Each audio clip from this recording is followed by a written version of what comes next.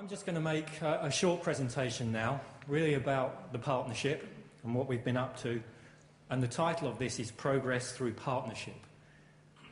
Lord Adonis spoke about partnership as being a key strand of the strategy, and I think all of us in the Low Carbon Vehicle Partnership are committed to this whole principle of trying to work together, and a belief that working together is the only real way that we can make the kind of progress that we probably need.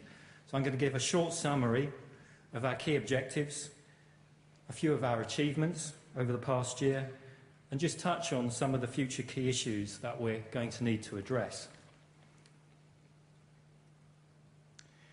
As many of you know, the low carbon landscape is quite crowded. There are many organisations in that space, many groups set up to address specific issues or to represent specific sectors. My own company is involved in at least half a dozen of these organisations, whether it's Cenex, EST, Carbon Trust, the New Automotive Innovation Group, Growth Team and its Automotive Council, the SMMT, Innovit, as the Minister just spoke about, Technology Strategy Board, the Energy Technology Institute, the list does go on. There's a huge number of organisations. So what makes the Low Carbon Vehicle Partnership special? And the real unique part of the Low Carbon Vehicle Partnership is it's the only multi-stakeholder membership organisation working to accelerate the shift to low carbon vehicles and fuels. As I stated before, we have a very diverse membership and perspectives. We have challenging questions, challenging statements, different positions. But the importance of the partnership is that we find a way to work together and to move forward through that. We have a close relationship with the key government departments, and we do our best to encourage those departments to work together. They have their challenges as well. We have a track record of successful initiatives and policy interventions, which I'll also describe in a moment. And we're really looking at this whole issue of barriers to vehicle and fuel issues across the whole innovation chain. Our work programme is primarily focused on what we will call early market adoption and trying to support UK industry in moving towards and supporting those markets. So what I want to do now is move on to what I would see as our key achievements. One of our key achievements during 08-09 has been this whole issue of incentivising low carbon buses.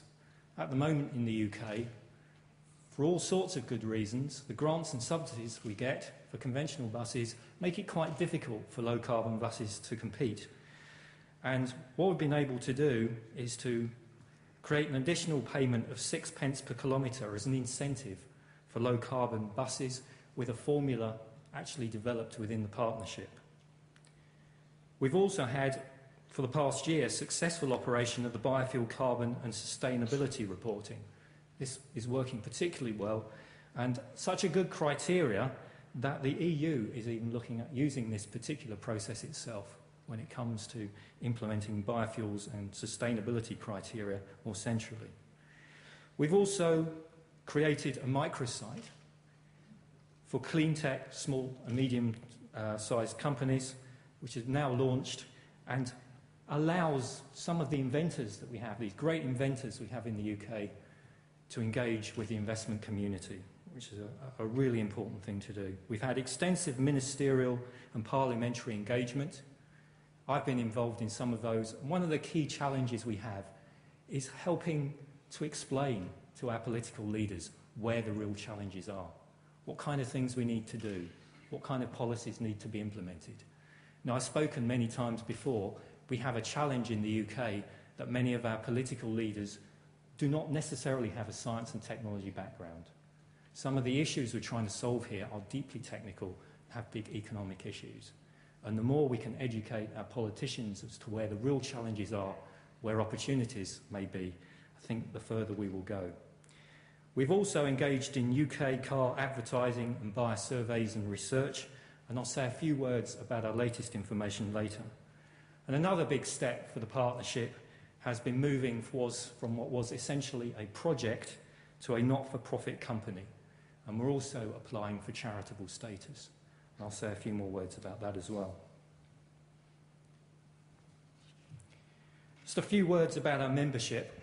we had about 300 members who had voluntarily signed up to the organisation. As we've moved to the not-for-profit company status, we've asked those members to become partners, and that does involve a small fee. Some of you will recall that. But we have over 100 of our members now signed up to that partnership, which is very encouraging. We've broken down here the different mix of representation we have. We have good representation from the automotive sector, which is essential if we want to move this agenda forward. But we also have the energy industry, the operators of the vehicles. We have the government and public sector. We have research and academia providing the right input, and NGOs and other support groups.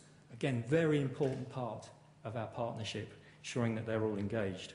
And we have a few of the logos of some of the companies that are involved, and apologies if your particular company is missed off there. There just simply wasn't enough room to get everybody on. I'd also like to encourage members who have yet to sign up to the new partnership to do so. And as you might expect, in this current climate of recession, we've made it particularly attractive to sign up initially for you. So I suggest you take advantage of that initial rate, because it won't be available forever. Thank you. So just a few words about the surveys that we do. Today we're going to publish our most recent member survey. I want to show you a couple of results from that recent survey. First of all, on the top right there was a question in the survey: in a global context, how is the UK doing in terms of its initiatives to cut carbon from road transport? Now, you can look at this in two ways. My colleague Greg, who put this slide together, was rather stern at the top, saying that the government is failing to lead in reducing transport emissions. I think there's another way of looking at this. There are very big opportunities for the government to do more. Maybe we should look at it that way, that it's seen as a distinctly average performer and more can be done. If we look at the second question, the UK government currently gives sufficient priority to environmental and specifically low-carbon transport issues. Again, another opportunity to do more, perhaps. There's more leadership required to take us where we need to go.